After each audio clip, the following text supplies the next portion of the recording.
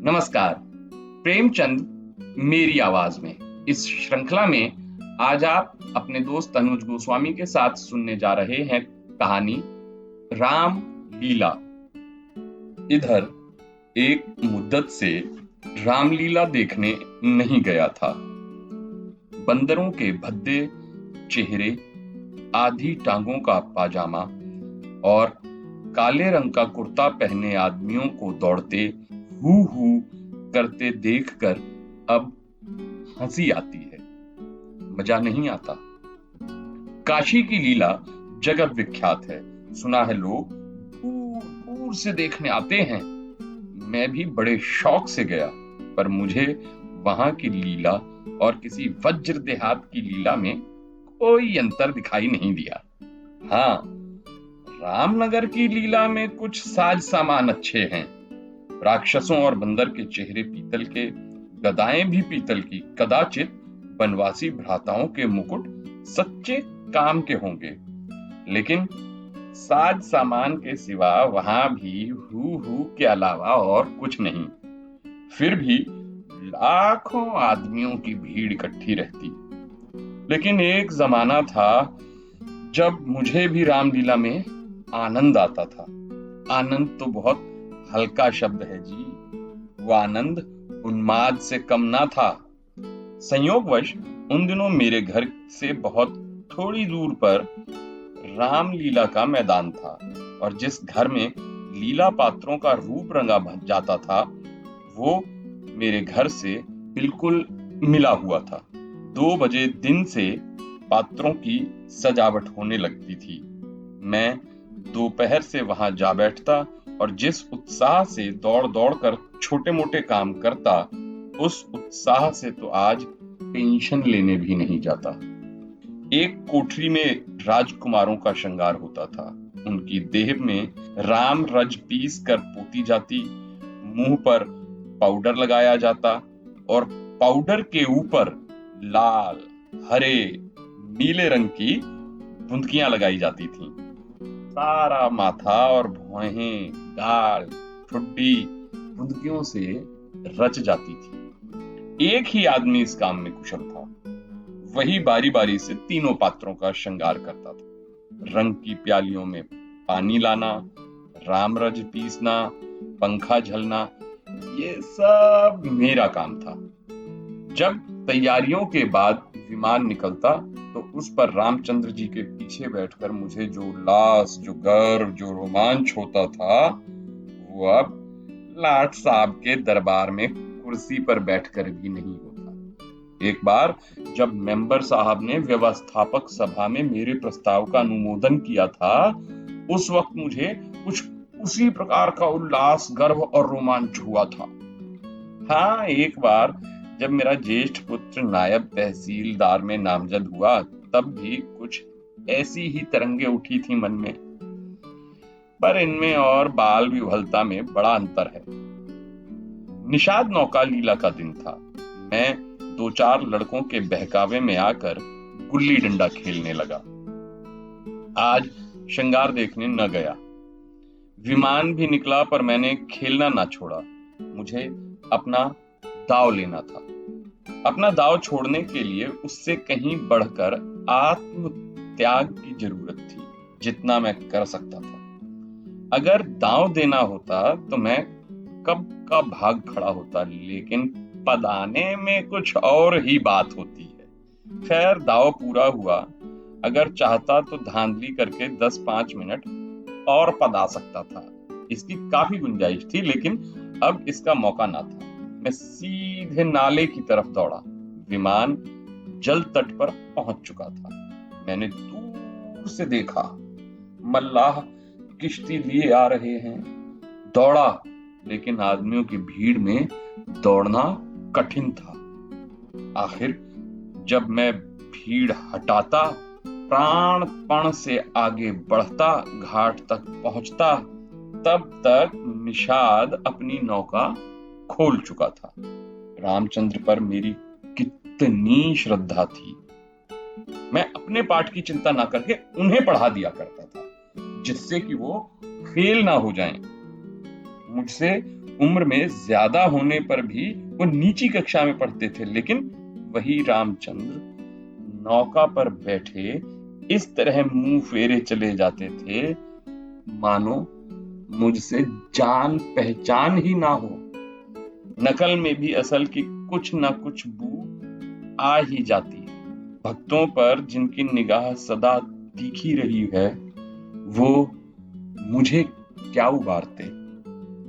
मैं विकल होकर उस बछड़े की भांति कूदने लगा जिसकी गर्दन पर पहली बार जुआ रखा गया हो। कभी लपक कर नाले की ओर जाता, कभी किसी सहायक की खोज में पीछे की तरफ दौड़ता, पर सब अपनी धुन में मस्त थे। मेरी चीख पुकार किसी के कानों तक ना पहुंची। तब से बड़ी बड़ी विपत्तियां झेली, पर उस दिन जितना दुख हुआ उतना फिर कभी ना हुआ। हमने निश्चय किया था कि अब रामचंद्र से कभी न बोलूंगा, न कभी खाने की कोई चीज दूंगा। लेकिन ज्यों ही नाले को पार करके वो पुल की ओर से लौटे, मैं दौड़कर विमान पर चढ़ गया और ऐसा खुश मानो कोई बात ही ना हुई हो। रामलीला समाप्त हो गई। राजगद्दी होने वाली थी, पर ना जाने क्या देर हो रही थी। शायद चंदा कम वसूल हुआ था। रामचंद्र की इन दिनों कोई बात ना पूछता था। ना तो घर जाने की छुट्टी मिलती थी, ना भोजन का ही प्रबंध होता था। चौधरी साहब के यहाँ से एक सीधा कोई 3 बजे को मिलता था। बाकी सारे दिन कोई पानी तक को ना पूछता। लेकिन मेरी श्रद्धा अभी तक ज्यों की त्यों थी। मेरी दृष्टि में वो अब भी रामचंद्र ही थे। घर पर मुझे खाने की जो चीज मिलती वो लेकर रामचंद्र को दे देता। उन्हें खिलाने में मुझे जितना आनंद मिलता था उतना खाने में कभी न मिला। कोई मिठाई या फल पाते ही बेतहाशा चौपाल की ओर दौड़ता। अगर रामचंद्र वहां ना मिलते चैन ना आता था। खैर, राजगद्दी का दिन आया। रामलीला के मैदान में एक बड़ा सा शामियाना ताना गया। उसकी सजावट की गई। वेश्याओं के दल भी आ पहुंचे। शाम को रामचंद्र की सवारी निकाली गई और प्रत्येक द्वार पर उनकी आरती उतारी गई।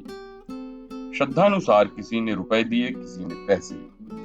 मेरे पिता पुलिस के आदमी थे, इसलिए उन्होंने बिना कुछ दिए ही आरती उतारी।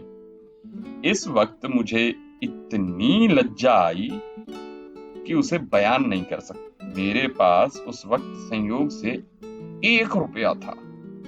मेरे मामा जी दशहरे से पहले आए थे और मुझे 1 रुपया दे गए थे।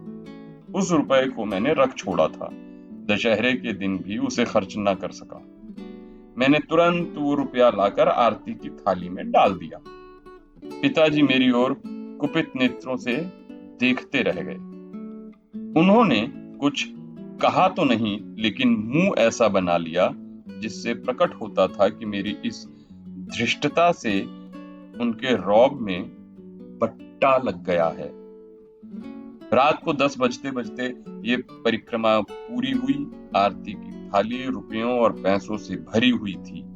ठीक तो नहीं कह सकता, मगर अब ऐसा अनुमान होता है कि 400-500 रुपए से कम न थे।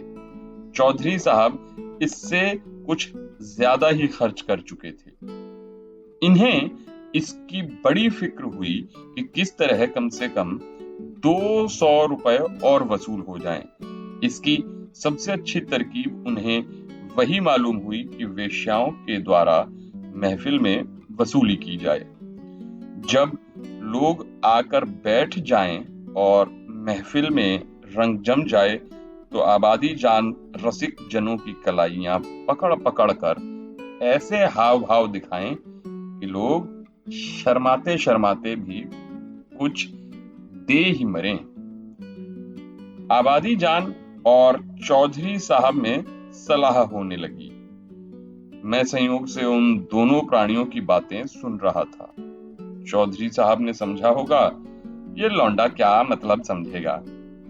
पर यहाँ ईश्वर की दया से अक्ल के पुतले थे हम। सारी दास्तान समझ में आ जाती थी। चौधरी साहब बोले, सुनो आबादी जान, ये तुम्हारी ज्यादती है। हमारा और तुम्हारा कोई पहला साबका तो नहीं है। ईश्वर ने चाहा तो हमेशा तुम्हारा आना जाना लगा रहेगा। अब की चंदा बहुत कम आया है, नहीं तो मैं तुम्हें इसरार ना करता। आबादी जान, आप मुझसे जमींदारी चाल चलते हो क्यों? मगर यहाँ हुजूर की दाल ना चलेगी। वाह, रुपए तो मैं वसूल करूं और मूठों पर दाव आप दे। कमाई का यही ढंग अच्छा निकाला है आपने। इस कमाई से कोई वाकई आप थोड़े दिनों में राजा हो जाएंगे। ये समझिए कि उसके सामने जमींदारी तक झक मारेगी। बस कल से ही एक चकला खोल दीजिए, खुदा की कसम माला माल हो जाइएगा। चौधरी साहब बोले, तुम दिल लगी करती हो और यहाँ काफिया तंग हो रहा है, तो आप ही मुझी से उस्तादी करेंगे। यहाँ आप जैसे कईयों को रोज उंगलियों पर नचाती हूँ, समझे? आखिर मंशा क्या है तुम्हारी? जो कुछ वसूल करूं उसमें से आधा मेरा और आधा आपका। लाइए, हाथ में लाइए। ये चलो ठीक है, माना। अच्छा, तो पहले मेरे 100 रुपए गिन दीजिए। पीछे से आप अलसंट करते रहते हैं। वाह, वो भी लोगी और ये भी। अच्छा, क्या आप समझते हैं कि अपनी उजरत छोड़ दूंगी? बारी आपकी समझ, खूब क्यों ना हो। दीवाना बकरे दरवेश होशियार। तो क्या तुमने पूरी फीस लेने की ठानी है? अगर आपको 100 दफे गरज हो तो, वरना मेरे 100 रुपए तो कहीं गए नहीं। मुझे क्या कुत्ते ने काटा है जो लोगों की जेब में हाथ डालती फिरूं? चौधरी की एक न चली। आबादी के सामने दबना पड़ा। नाच शुरू हुआ। आबादी जान बला की शोख औरत थी। एक तो कमसिन, उस पर हसीना, और उसकी अदाएं तो गजब की थी। मेरी तबीयत की मस्त हुई जाती थी। आदमियों को पहचानने का गुण भी उसमें कुछ कम न था। जिसके सामने बैठ गई उससे कुछ न कुछ ले ही लिया। 5 रुपए से कम तो शायद किसी ने दिए हों। पिताजी के सामने भी वो जा ही बैठी। मैं तो मारे शर्म के गड़ गया। जब उसने उनकी कलाई पकड़ी तब तो मैं सहम उठा। मुझे यकीन था कि पिताजी उसका हाथ झटक देंगे और शायद दुत्कार भी दें, किंतु ये क्या हो रहा है? हे ईश्वर, मेरी आंखें धोखा नहीं खा रही हैं। पिताजी मूंछों में हंस रहे हैं। ऐसी मृदु हंसी उनके चेहरे पर मैंने कभी नहीं देखी थी। उनकी आंखों से अनुराग टपक रहा था। उनका एक एक रोम पुलकित हो रहा था। मगर ईश्वर ने मेरी लाज रख ली। वो देखो, उन्होंने धीरे से आबादी के कोमल हाथों से अपनी कलाई छुड़ा ली। अरे, ये फिर क्या हुआ? आबादी तो उनके गले में बाहें डाल देती है। अब की पिताजी जरूर पीटेंगे। चुड़ैल को जरा भी शर्म नहीं आती। कहानी का दूसरा भाग पेश करूंगा अगली कड़ी में। तब तक अपने दोस्त अनुज गोस्वामी को इजाजत दीजिए। नमस्कार।